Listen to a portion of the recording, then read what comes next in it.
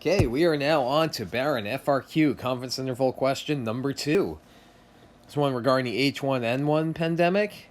It says a study concludes that if someone in your family has H1N1, you have a 1 in 8 chance of coming down with the disease. So a state health officer does a random sample. Notes that 129 out of 874 family members later came down with the disease. So we have a few questions to answer. First of all, they want us to calculate a 90% confidence interval for the proportion of family members who come down with H1N1 after an initial family member dies in the state, or does in the state, excuse me. So we are doing this based on our samples. So first thing we want to do, check our conditions. Is it random? Certainly is. Know how we know? They tell us right here. Always quote or circle it if you know. 10% of the population. Let's see. It's 876. Can we safely say that that is less than 10% of all family members in the state? I think it is safe to say that. I think we can make that leap here. So we'll say less than 1/10 of all family members in a state, regardless of what state, even if it's the smallest state or least populated. That works. Large counts. Okay, let's see. It says 129. That's definitely greater than 10, which means 876 minus 129. Is that greater than 10? Certainly is. My conditions are met. Always meet your conditions. Write out these conditions. Next, they want us to construct this 90% confidence interval. So what we're looking to do is we're going to take that statistic. You'll notice I calculated 0.147 for 129 over 876. Which means that 85.3% of people did not contract H1N1 after a family member had it. So I took that 0.147, and you notice I drew a normal distribution here because we are building a normal distribution off of our statistic here. We're using that as a point estimate, and we want to capture 90% of the possible statistics based on this one. So you notice I got the 90% here. Remember, 90% in the middle, which leaves me 5% at each tail. So since I know I got 5% at each tail, I used inverse norm, plugged in 5% as my area, 0 is my mean, and 1 is my standard deviation since we're dealing with z-scores. I got 1.64, which means I need to go out 1.64 standard deviations from the mean to capture 90% of all these possible statistics based on the one I have. So what I then did, plugged it into my confidence interval formula. 0.147 plus or minus 1.64, my critical z. Right there, that's my critical z. Times my standard error, which is square root of 0.147 times 0.853 over 876. Did some math, plugged it in. And I ended up getting an interval of 0.127 to 0.167. That allowed me to come to this conclusion. I am 90% confident, I add that in, that the proportion of family members who come down with H1N1 is 0.127 to 0.167. Now remember, we get a statistic, we can't assume that that's our parameter. But what we can do, which is what we did here, is we came up with a confidence interval so we can say we're 90% confident that the actual proportion or true parameter is between these two values. So then the second part of our question here says, based on this confidence interval, is there evidence that the proportion of family members who come down with H1N1 is different than the 1 in 8 chance concluded in the study? Let's explain. I'll show you what I did. I figured out that 1/8 is 0.125. I noticed that, wait a second, my confidence interval is 0.127 to 0.167. This is outside my confidence interval, which means that when I have this confidence interval constructed over here, right,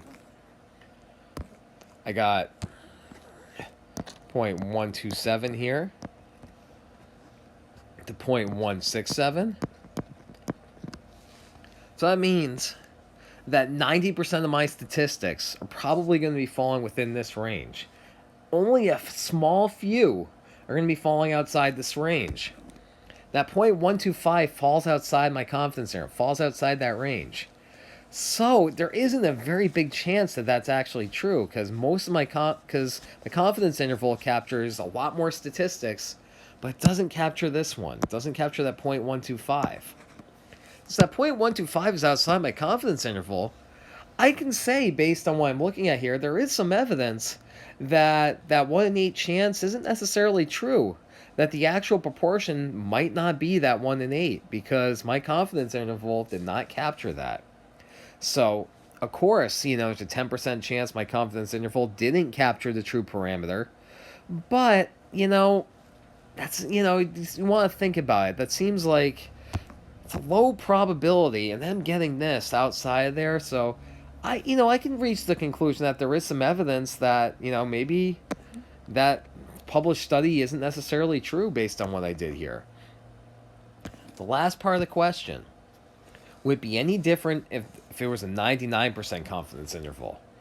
Now remember, when you increase your confidence interval, you get a wider range. You notice I started doing that down here. I created a wider range. That means I'm capturing 99% of possible statistics using that 0.147 as a point estimate. That only leaves me 0.5% on each end here. So what I did was, using inverse norm, I figured out I have to go 2.57 standard deviations out now. And that captures 99% of these possible statistics using that initial one as a point estimate. So I can go with 0.147 plus or minus 2.57, and I figured out my standard error earlier. And I go back up here. Oops, probably should have written that down. That's all right. I'm going to calculate it again.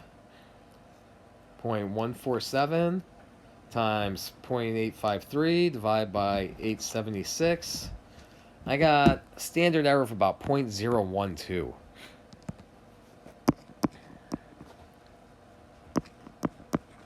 Of course, I'm rounding a little bit. So then I plug this in and can figure out my new margin of error now.